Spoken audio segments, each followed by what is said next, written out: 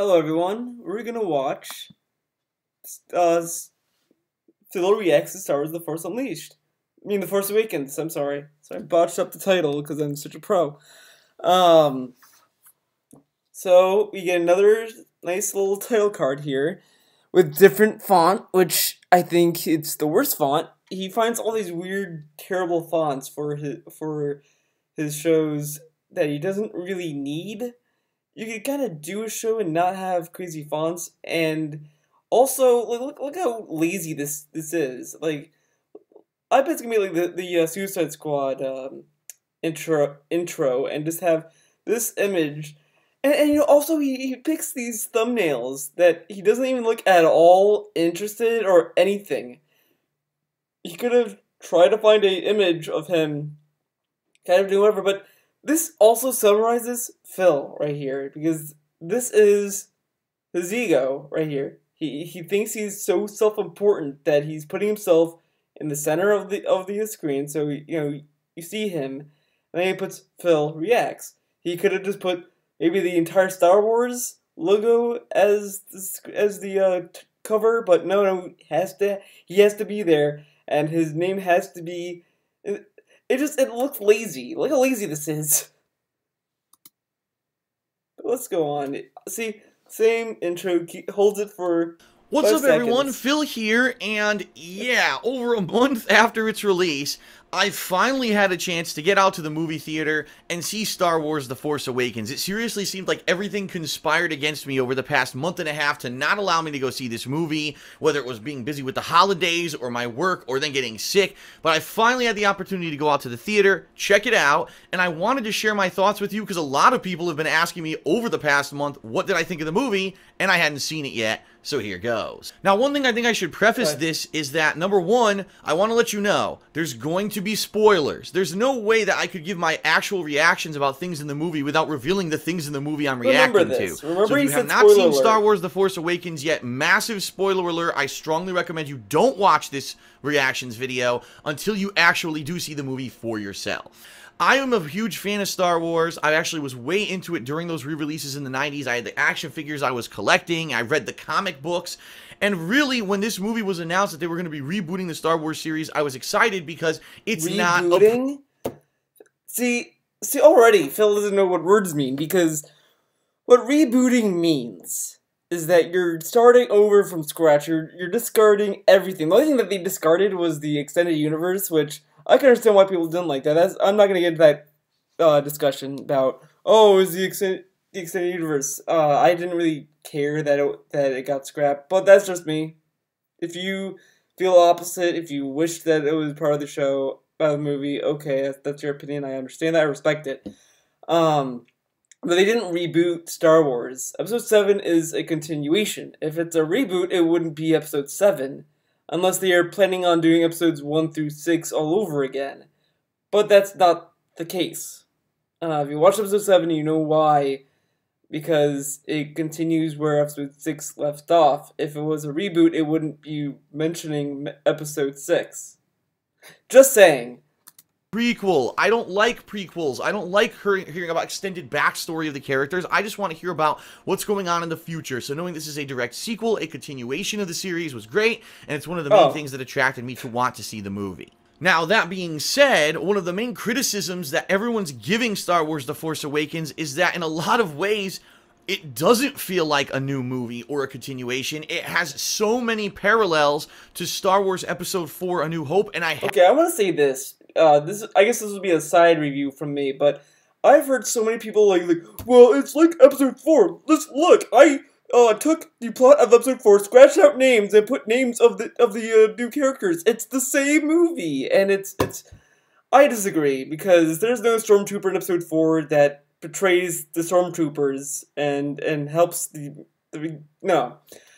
The reason where I stand on it is I think it was intentional. They intentionally made it so that it would be like Episode 4, because this is a new generation of characters. This is to kind of start off a whole new saga, and people don't seem to realize or accept that there are people who didn't see Star Wars episodes 1 through 6. There's people who haven't seen those, and they don't plan on seeing those. They might plan on seeing it after this movie, but they don't plan on seeing that as of right now, as of then. And they probably saw this movie, and it was kind of a new hope for the newer generation. Now, everyone's going to say, well, who hasn't seen episode 4? Well, I don't think 12-year-olds in 2015 saw episode 4. Just a wild stab in the dark, because they may not just be interested, or the parents may not care about episode 4 anymore, whatever.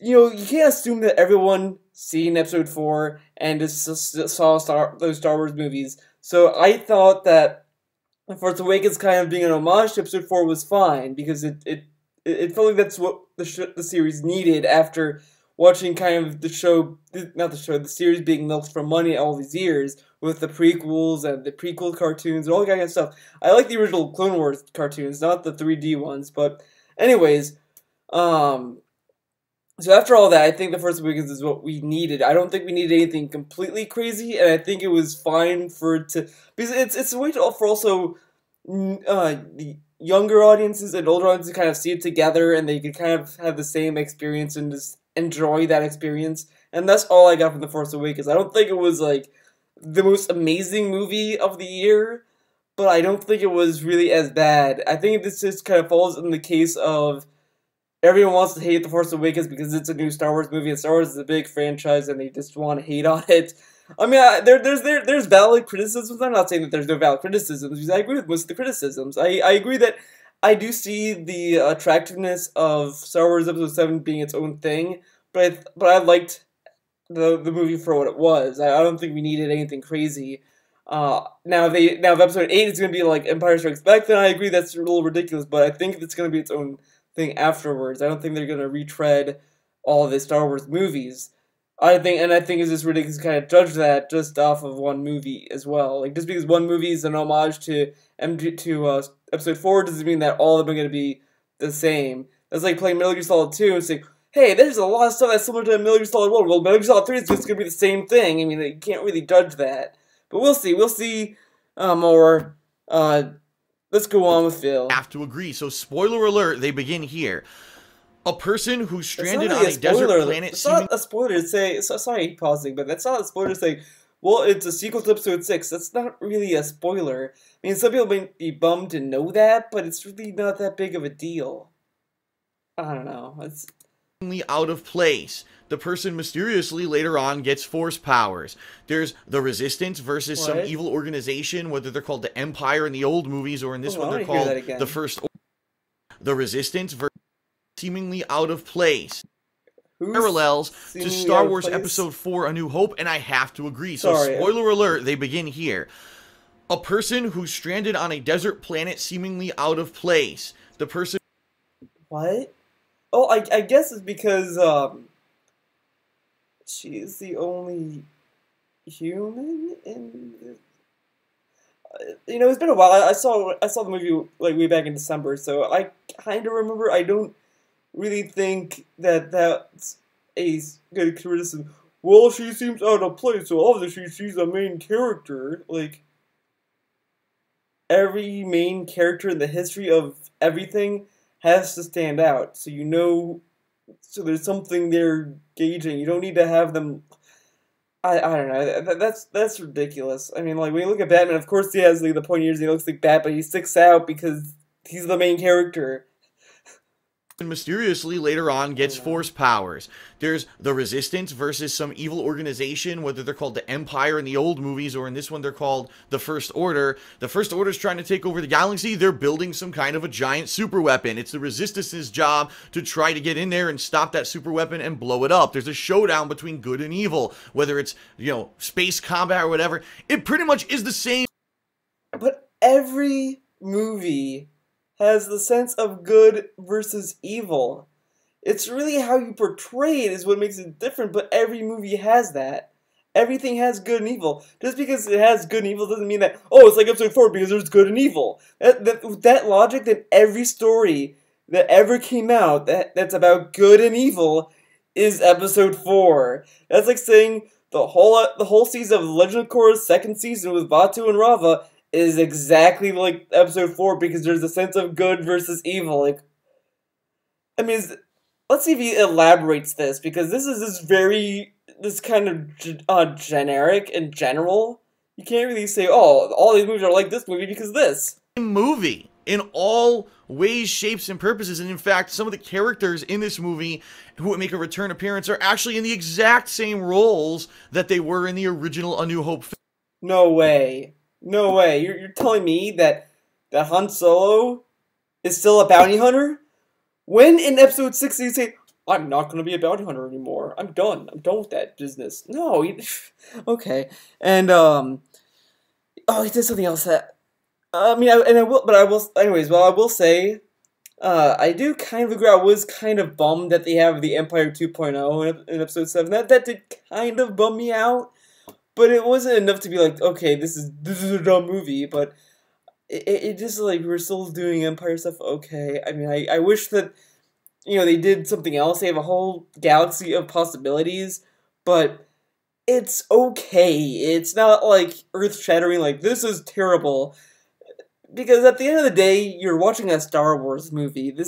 Star Wars to me was never a movie that was of high avant-garde art or something. It was just a good adventure story, and that's kind of what The Force Awakens is. It's a good adventure story. It's not this story that was like that's like the a Stanley Kubrick movie where you expect to have these whatever. I just kind of don't really agree, or whatever. Film, which is kind of like, whoa, so is it really a continuation? Is it a reboot? It's kind of both, and in all honesty, for a series where the original trilogy... But it's not a reboot, though. It's not.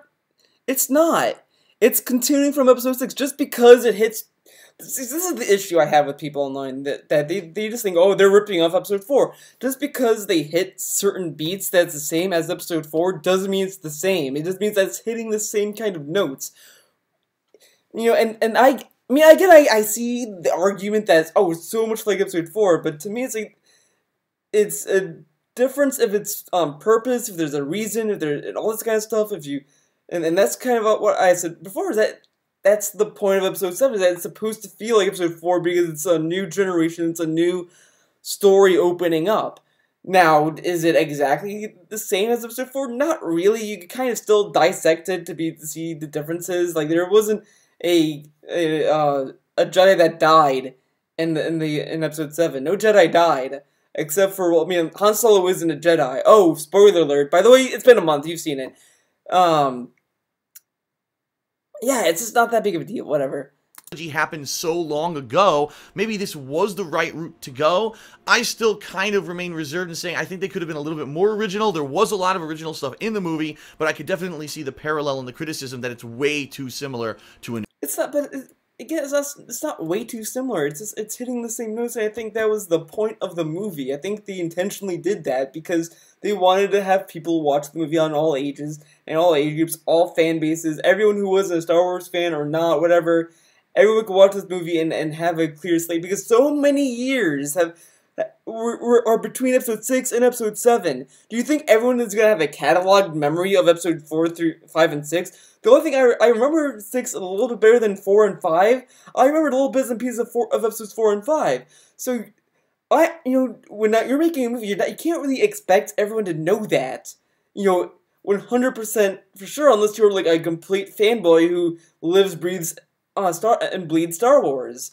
That's fine because again, I get the criticism, but it's not really the movie's fault. It's how you watch the movie and how you reacted to it, which is fine. I'm not trying to say that that it's your fault that you felt this way, because that's how you felt. That's your opinion. That's a valid opinion. I don't think it's a criticism, because there's still original ideas, and it's also a series. It's a saga. There's going to be other movies, so we kind of have to see how it fits. We'll see later on. New Hope.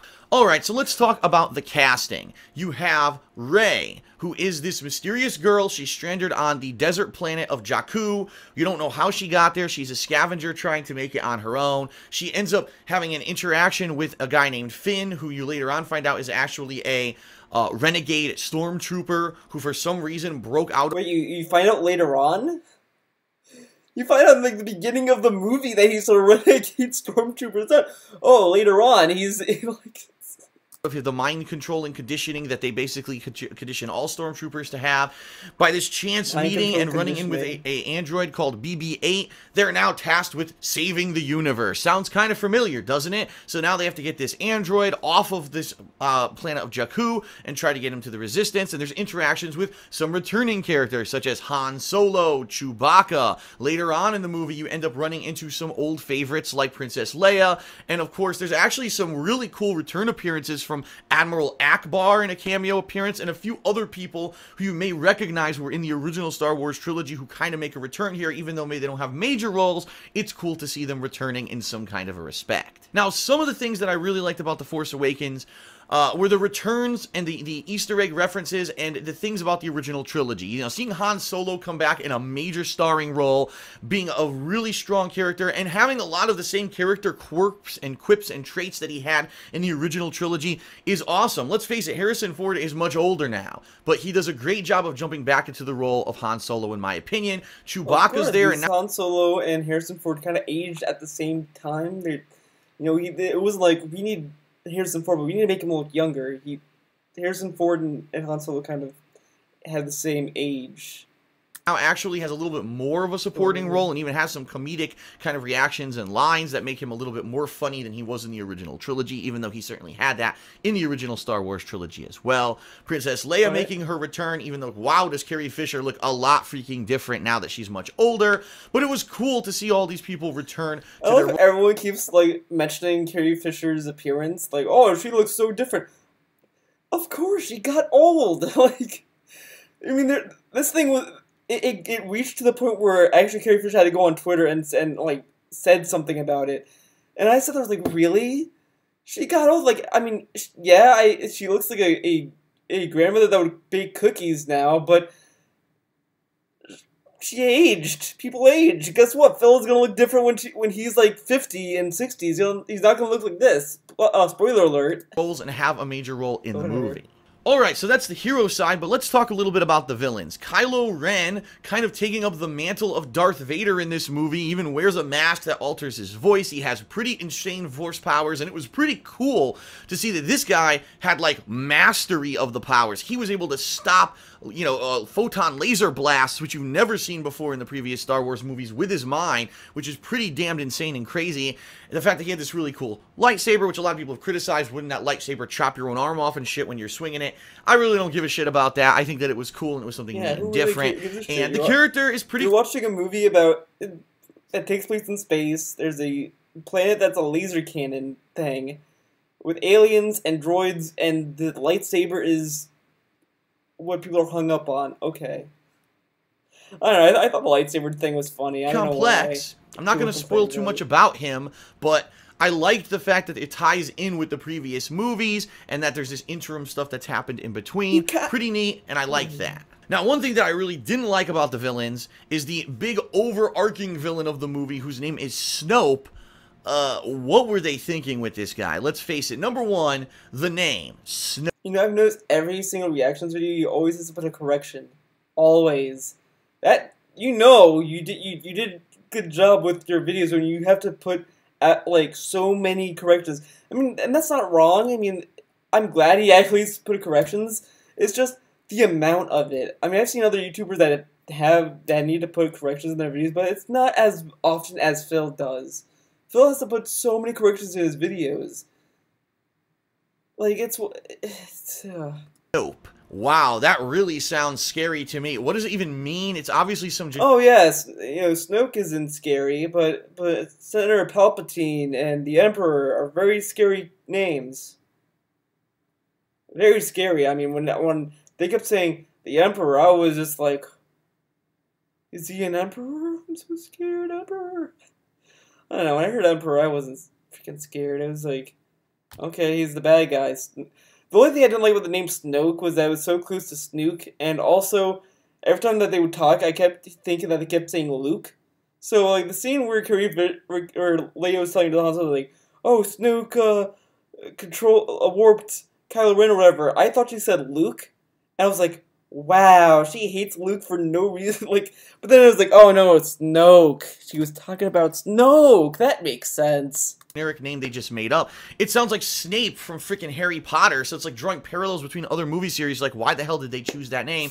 And it's hilarious because he looks kind of like Voldemort. It looks like Voldemort got thrown with French fry acid on, or French fry oil on his face, and that's really what the character looks like. The fact that the character doesn't... Yeah, the Emperor had a better look. I mean, he looked like he had a fucking S on his head. Okay. Really have any development in the movie. You have no idea who he is. He only shows up for a few scenes. He seems to be the big bad guy, but you don't know anything about him. Is kind of annoying. If one thing you could say in A New Hope, Darth Vader was the bad guy. And yes, there were hints to the Emperor and interactions, but Darth Vader was the main villain. In this one, it's definitely Snoke who's controlling everything. But, like, in Star Wars Episode 4, with this logic, is that they kept everything a secret. You didn't know that Darth Vader was Luke's dad. You didn't know much about the Emperor. Pretty much like how Snoke, no one knows who Snoke is, but he's a bad guy. I mean, I kind of criticize Ruby for but here's the thing that separates this. My argument with Ruby is this: you don't give any motivations to the character. I mean, at least give something that we know why these villains are doing something. Snoke, at least you know what he wants to do. You have a motive from him. He wants to revive the Empire, basically, in the form of the First Order, and he wants to take over the galaxy. You have enough motivation to understand what Snoke wants to do, and that's all you need to know about your villains. And then later on in later movies, you can add on that. Then you can start to adding more layers to the character. That's the idea that they're going for with this. You know that they're gonna explore Snoke more in later movies. I refuse to believe that they're just going to keep him as a generic villain throughout. I mean, even though you could kind of argue that the First Order is generic enough, but you know there's going to be some characterization with him. But they at least give you motivation with Snoke. You know what he wants to do in the movie. You're sitting there like, he wants to do the Empire stuff again. Okay, this guy needs to be stopped. You know enough to want him to be stopped. Behind the scenes, but you know absolutely nothing about him because they never elaborate. It's like they're saving too much maybe for the future movies. I don't know, but it is what it is. Of course they're saving for the future movies, and he is working behind the scenes. You see him just here and there. You only see him there's only 2 or 3 scenes. You don't see him a lot in the movie, but because he's doing stuff behind the scenes. This is the most conflicting part of this reaction I have seen so far, and we're only 6 minutes in and he's contradicting himself. This is already conflicting. But whatever. I don't really like that character, and hopefully they make it better in the future installments. Now, one thing that people have been talking about that, again, this is going to be a spoiler if you didn't see the movie, Kylo Ren apparently has the mummified head of Darth Vader, and he talks to it, which is pretty creepy. And you're like, does he think he's actually interacting with Darth Vader? Is he interacting with the ghost of Darth Vader? Because if you remember correctly, back in the original Star Wars trilogy, Vader turns at the end of Return of the Jedi and becomes a good guy, and at the end of the movie, he's able to show up with the ghosts of the other Jedi in the Ewok village during the big celebration scene at the climax of the movie. So how would he be talking to Darth Vader? That really wasn't the climax of the movie. I mean, the part where he killed Senator Palpatine was the climax. Really, the ending where they're at Endor and they're having that celebration, that's kind of the falling action. That's kind of like the resolution area of the story. But Phil, he doesn't know what storytelling is. About the dark side, if Vader already was redeemed at the end of Return of the Jedi, it's kind of a confusing... It's not confusing! He's just talking to a helmet! What's there to be confusing about? Kylo Ren, probably didn't give a shit that Darth Vader did some good at the end. He is focused on most of his life where he was trying to work for the Emperor and all that. And he was like, he has a point, and he misinterprets Darth Vader's last gesture at the end, and he wants to continue where he left off. Because he was misinformed, probably, and that's why he's talking to Darth Vader's mask. He's not talking to Darth Vader himself. He's talking to a helmet. Who's confused about this? This is the dumbest thing to be confused about. He's talking to a helmet. A helmet! That's like me talking to my iPhone and be like, I'm talking to Steve Jobs because this is an iPhone, and he made iPhones. I'm talking to Steve Jobs. And he's talking back? No, he's talking to a helmet. Scene, and it almost leads me to believe there's something else going on behind the scenes. That's a cool twist, and It's a twist there. There's something going behind the scenes of them talking to a helmet of a dead guy. Oh, okay. Okay. Oh, okay. interested to see how that's going to pan out in the future movies. So, what did I like about The Force Awakens? I certainly liked the returning cast. Kylo Ren is just a Darth Vader fanboy. He's nothing else. Oh my God. I liked the fact that, unlike the prequel trilogy, you could tell the people who made this movie were huge fans of the original trilogy and treated it with respect and didn't let their egos get to them. I hate to say it, George Lucas got such a big head after having so many popular movies in the 70s and 80s that he thought he could do no wrong. He went back and edited his original Star Wars trilogy with utter crap that no one wanted. He made a prequel trilogy that was pretty bad, and everyone was like, what happened to this guy and his creation? Episode 3 was pretty good. Episode 3 was actually watchable to me. Episode 1, 2... 1 was boring, 2 I slept through, 3 was actually entertaining. And here's my little opinion on George Lucas. I'm sorry I'm pausing a lot, but I do think he's a little egotistical, but, you know, but then it goes to the part where it's like, does he deserve his egoism and all that kind of stuff?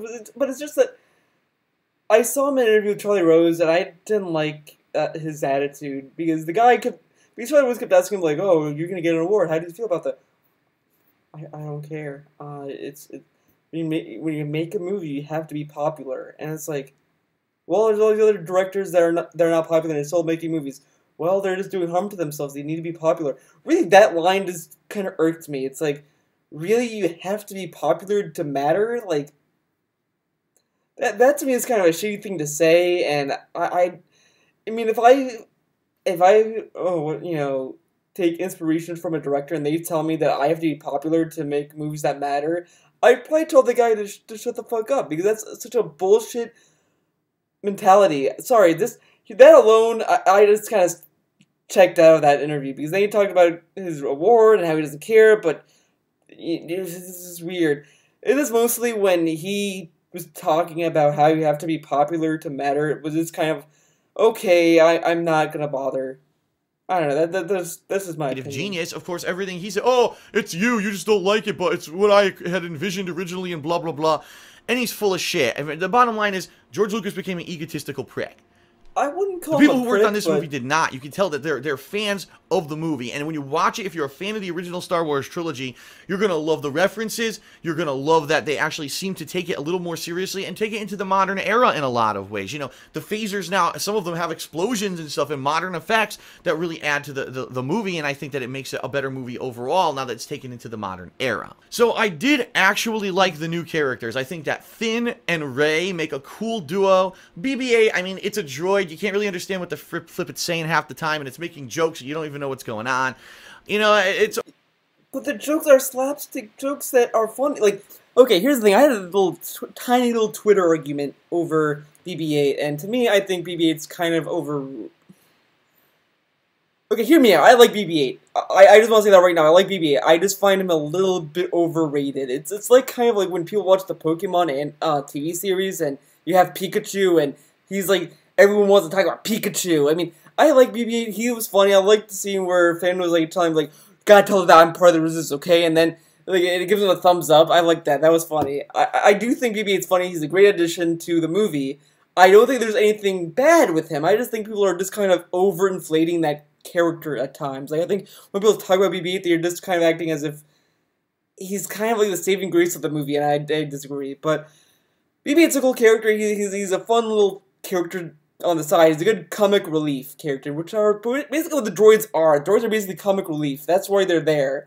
And BB-8's great in that regard. He's a very good comic relief character, and I enjoyed his time in the movie. I wasn't like, oh my god, shut up, get that thing out of here. Like, it wasn't like Jar Jar Binks that was kind of like forced on you and just like, look at Jar Jar Binks, guys! Jar Jar fucking Binks! Like, it wasn't like that, and BB-8 had a good capacity that he was using in the movie. So that's really what... That's all BB-8 was. I don't agree with Phil. I just want to make that abundantly clear. I don't agree with Phil because he doesn't understand BB-8 apparently. I understand BB-8. Yeah, I could sit there and say like I wish I knew what he was saying, but or at least how do these people know what he's saying? But I like that he was just there just doing funny things. He was just funny. He did a lot of funny shit. He kept attacking Finn because he thought Finn was the bad guy because he had Poe's jacket on. That was funny. I like that kind of stuff. He was just comic relief. You don't need to understand him. This is mostly, I was just sitting there like thinking, during the boring scenes of Star Wars Episode 7, I was just sitting there like, man, how can they understand BB-8? He's a droid. He doesn't... Is that a language? But that's really it. That's as far as the only issue I had with Episode 7's BB-8. That's it. Okay, but really the human characters, in my opinion, were the focus of the movie. I like them. Of course they're the focus of the movie. BB-8's not the focus because he's a side character. He's not the main character. He's just there for his comic relief. What are you gonna see next? BB-8 take on Kylo Ren? Okay. Oh, Kylo Ren's so difficult. We need a person. We need a character that can really take on Kylo Ren. How about Rey? No. Ren cannot handle Kylo Ren. She can't. Finn? No. I got it. BB-8. And BB-8 defeats Kylo Ren. Like, come on. I think that there's going to be tons more development, hopefully, in the later films. I'm sure everyone's going to love that. Point, I really feel like I need more of them to understand these characters and their motivations. You know, why did Finn rebel against the First Order? What allowed him to... We got... Everyone's motives has been established. Rey's... kinda. Because with Finn, his motivation of betraying the First Order was really in that first scene where you see him, like, with the blood on his helmet, and he was just like, you know, this, and then he was panicking. That kind of was what made him want to leave, because he didn't agree with their methods, and he didn't like that he was going to be... Because the whole time he was a janitor, basically. And then he went on his... And I'm assuming that the beginning was his first time on a mission, and he saw that people could actually die, and then the rest of the stormtroopers killed all those innocent people.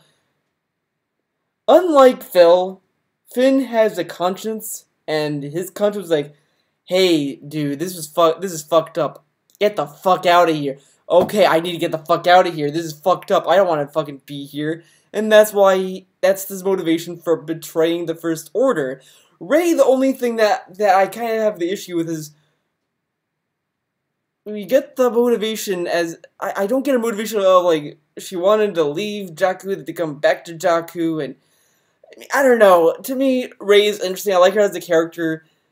I just feel like maybe she's the only one that wasn't well developed. I mean, I need to see the movie again to kind of remember, because I just only remember her running away when she first saw the lightsaber, and then she had that vision, and then that scared the fuck out of her. Then she decided to run, and then she came back, and then she ran, and then she came back. Then she fought Kylo Ren, and then she decided to find Luke. I mean, finding Luke, that motivation I can understand, because she might want to find someone that can train her Jedi powers more. But other than that, it was weird. It was just kind of a weird trail with her, and it was fine. It wasn't like, it didn't ruin the character. You know, I still like Rey. It's just I don't really remember how well her motivation was lined up. But with Finn, he had a motivation. Break through the mind control conditioning. There's got to be a story. But they're not mind controlled. They're just conditioned. They're like child soldiers. They're just raised to fight. Eventually, you know, maybe one of them is like defective because they realize this is fucking wrong. They're not mind controlled. It's not like Snoke is like puppeting them. They're not under mind control. They're just conditioned. They're trained. It's like if you take a kid and you put a kid in a military school and all they teach that kid is how to aim a weapon and shoot. They're good. That's all they're gonna know. Okay, but at some point they might see. But you know, if they, I don't know. It's just, I disagree. Story behind that, right? And Rey, who is she? Where does she tie into everything? That's going to be interesting to find out in the future movies as well. Why the hell does she have Force powers? Who could she be? Is she maybe a relative of another Jedi that we know? Who knows? I guess we're going to find out in the future. So many people are already saying the Jedis can't have families because it leads them to the dark side. But I just want to ask you this, though, guys, friends, family, everyone. What if Luke had a kid? Okay, hear me out. but he's a terrible dad because he doesn't fear for his kid. He doesn't have that emotion to his family. What if? Because we know that Rey was abandoned on Jakku, and then the guy, whoever was, whatever, leaves. So, what if Luke took his daughter, it's like, okay, I'm gonna leave you on this planet later, and that's it? Because every time someone explains the reason why Jedis can't have kids, doesn't put into consideration that, you know, they're saying that it's due to emotion and all this feeling stuff, but if they don't have that feeling or emotion, how are they going to go to the dark side if they have a kid that they don't love or care about? Just think about that. There you go. Definitely like those new characters. And now it's time for my criticisms of the movie, of which I have many. Oh, Okay, hell number yeah. one, I've got to tell you this, and everyone knows this. I don't like CGI. I think that CGI... I think Killer Croc should be in CG. I don't like that it's a puppet. No, I don't like CGI. No, everyone knows that. Okay, Phil. in the past decade has been used over excessively. You've got movies that basically the entire movie is based off of it. And I just don't like it, especially when 9 times out of 10 the CGI that's put into these movies looks bad. Star Wars The Force Awakens has a mix of good CGI for things such as the space combat scenes with the X-Wings and the TIE Fighters. Looks absolutely awesome. But then compare that to the scene, there's a scene on a freighter with these weird tentacle aliens with teeth. It's terrible. Like, the whole scene is just crappy CGI. And Here's the thing. I kind of gave that Star Wars I was a little bit forgiving on that, but when I saw those tentacle monsters, I'm sorry, I don't remember the names. Yeah, that was really bad. Like, what happened? Did the budget just ran out? Was that the last scene they put together? Why? I mean, like, and look, you know, Star Wars Episode 7 has a lot of practical effects, and that's something I will say I liked. I liked that the BB-8 was an actual prop. That did exist in our realm. There was, the little Yoda-like character was supposed to have a puppet, but there was some issue where they couldn't have her be a puppet, so they had to do it in CG. I remember hearing, I don't know if it was because the puppet malfunctioned, or if the, or it was due to Harrison Ford's injury, or something. I don't know. I just remember hearing that they actually did have a puppet for her, but they didn't get to use it. And here's the thing: I don't mind CG as long as it's kind of balanced with something. You know, like when you look at Star Wars Episodes 1, 2, and 3, everything was CG. I mean, like, to me, you should only use CG with stuff that you either can't physically make, or it's just difficult. And that tentacle alien thing, I don't think would work as well as a practical effect, or at least I don't know. But they had a good mix of the two. That's the only thing I will say with Episode 7. That it was more refreshing to see that thing than seeing the prequels. That's all. Like, why is this in the movie? They couldn't do some kind of a creature effect here that would make sense. They couldn't have written this scene so it didn't need excessive CGI. And I really did not like those scenes simply because of that. It just looks so fake. But that tentacle monster scene was very short-lived. It was there, and then by the time you hated it, it was gone. Oh no, one of the main characters gets caught by the tentacles and getting pulled around. You could tell 100% that it's fake. Keep the crappy excessive CGI out of this. You don't need it. The original trilogy had no CGI and still holds up to be one of the best looking trilogies of sci-fi ever made. You don't need it. J.J. Abrams, relax your ass with that stuff. Now, another thing that I didn't like that is kind of a spoiler, but kind of not. The Millennium Falcon is in this movie. In fact, it's the main ship of the movie. It's not really a spoiler. It's in the previews, and I'm pretty sure it's also on the cover. And it was also in the logo screen he put up in the first place. Anyone with a functioning mind could... 99% of the movie, when they're in space, they're inside of the Millennium Falcon. And it's just silly because if you watch the original trilogy of Star Wars movies, the Millennium Falcon is kind of the running joke. It's supposed to be a crappy ship that Han Solo kind of manages to operate to the point where it could be a ship that could actually save the good guys in that movie series. And it's funny, you know how I compare the Millennium Falcon? It's like, you know how your dad might have a car? He's the only person who can drive it. It's a junker. It's a piece of shit. But he somehow finds a way. He has the magic touch to get it to start when no one else can get it to start. He's the one who can actually get it to work. And that's really what the Millennium Falcon was. If you watch the original trilogy of Star Wars movies, wow, even Han Solo had issues flying the thing. A lot of the times it wouldn't start. So how is it that throughout this entire movie, the Millennium Falcon is this amazing ship, has almost no technical... Did he fall asleep during all the scenes where Rey had to add modifications to the freaking thing? There was a scene where she was in the cockpit, was like, this isn't working. Okay, I need to do it, and she modified it. Was he expecting things to fall off and things to fall apart and things falling down and all this kind of shit? Like, I mean, I don't remember how perfect the Millennium Falcon is, but I do remember there being scenes where they had to modify shit. I don't know how often they had to modify it, but it happened. It happened in the movie. They even had lines where Han Solo's like, this thing cannot go in hyperspace anymore, or whatever.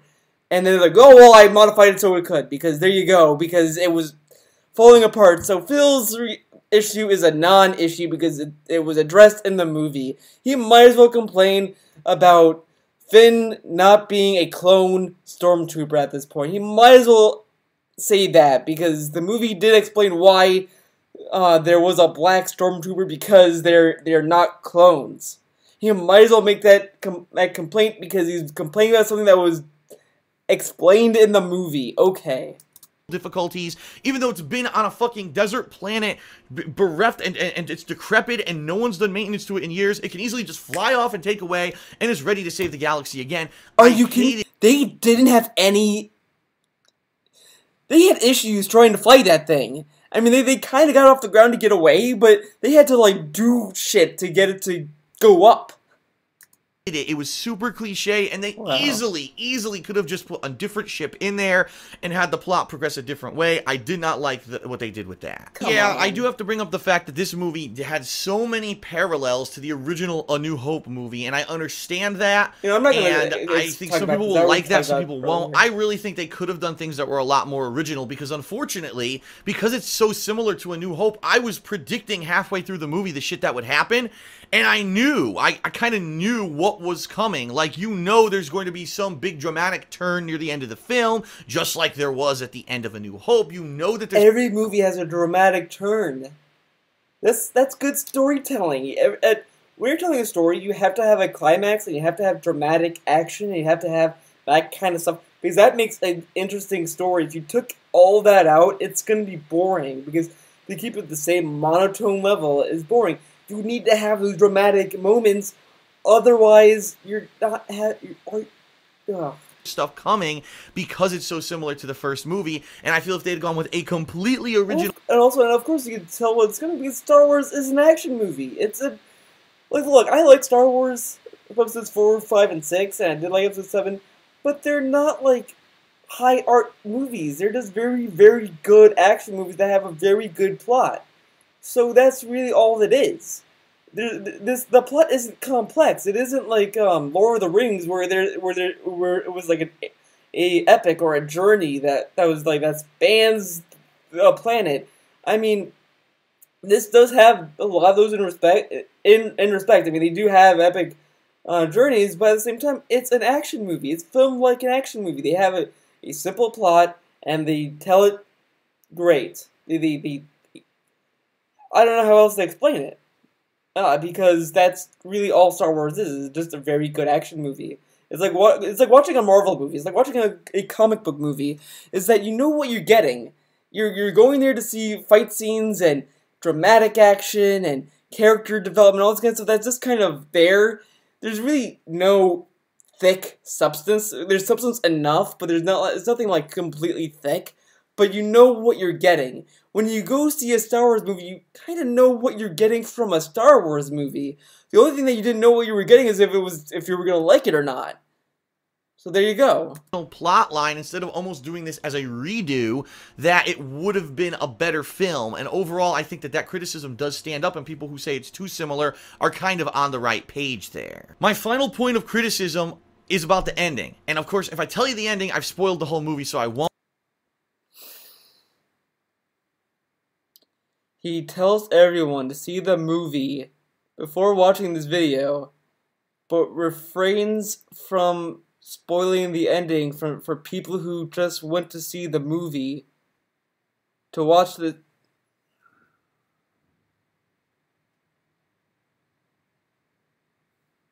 Wow. This is the guy that's going to be doing this kind of videos every week now. What?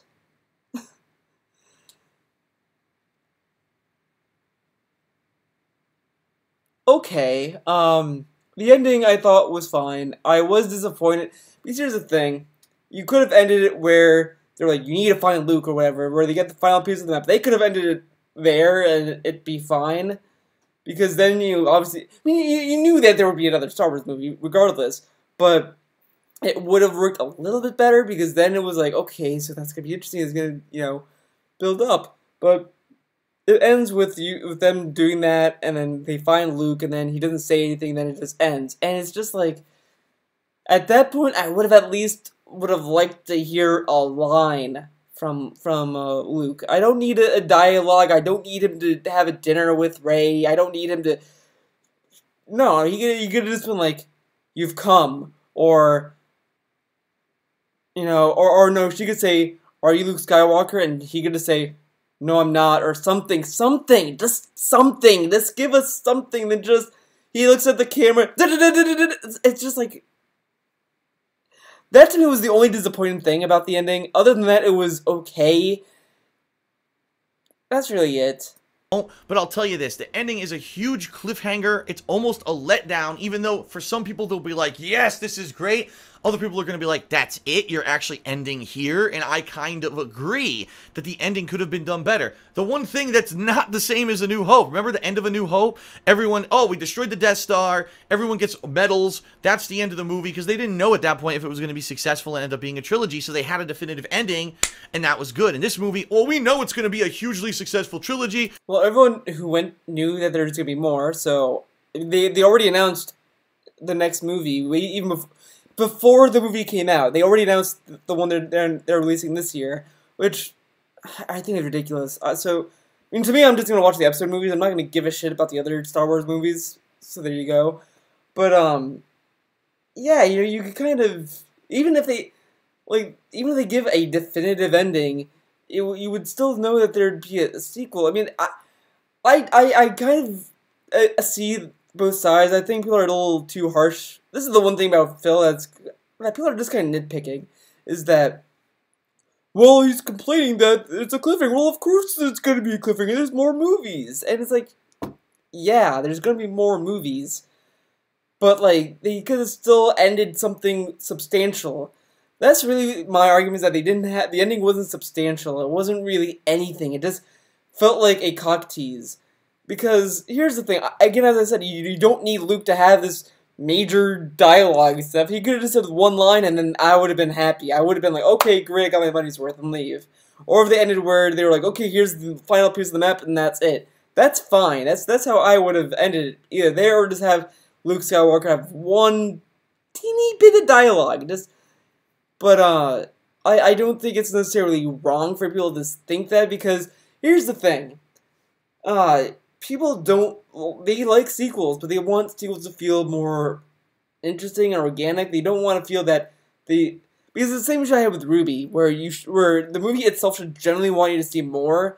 You shouldn't have to have this artificial kind of ending to kind of link you to see the next.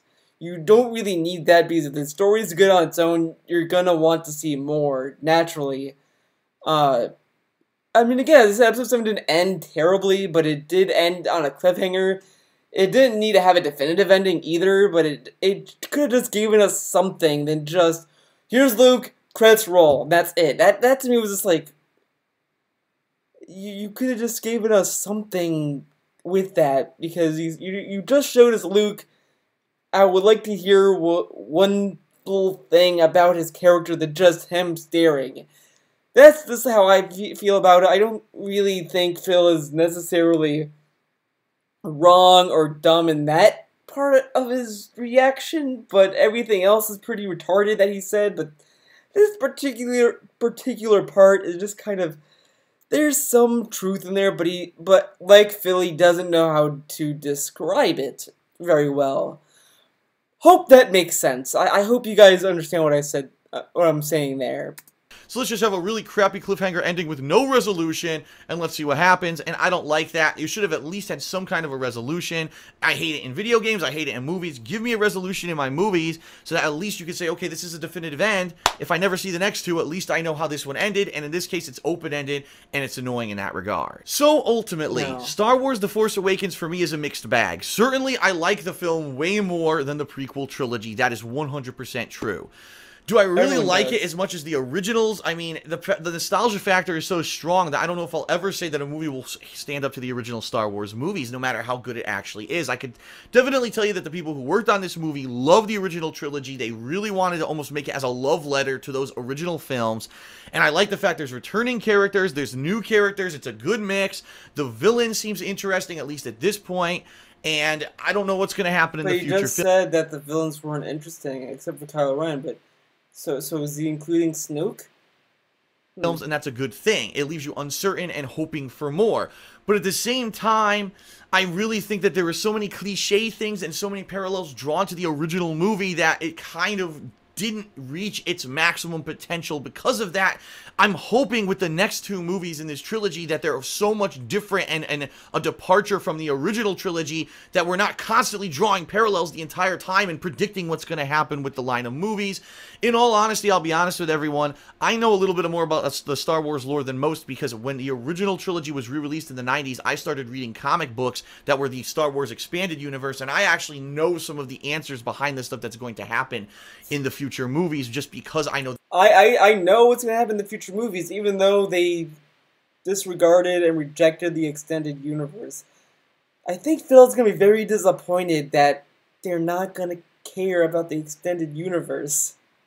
The backstory. So for me, it's almost a little bit spoiled. I certainly won't reveal any of that in that video, but I think it has potential to be pretty good. Wait a second. So for me, it's almost a little bit spoiled. I certainly won't reveal any of that in that video, but I think... He said, I won't reveal that in that video. So is he planning on doing another video?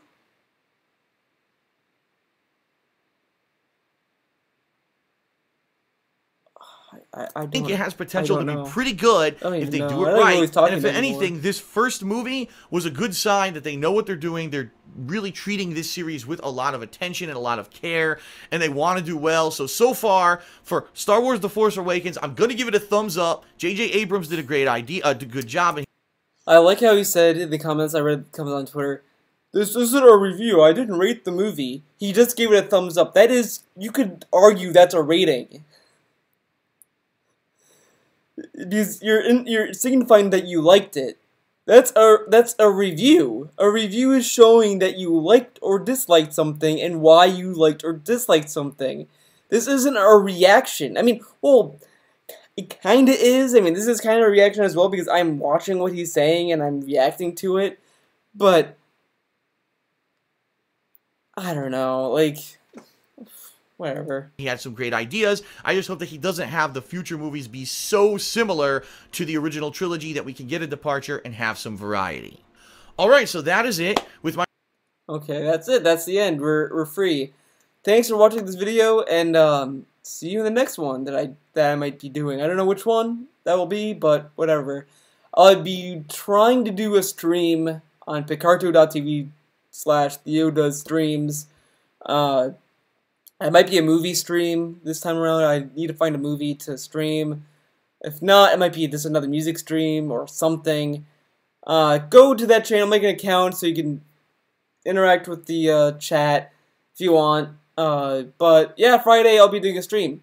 So when that happens, be sure to stick around. I'll post a link to the channel and to my Twitter so you guys can know when the stream actually starts. Until then,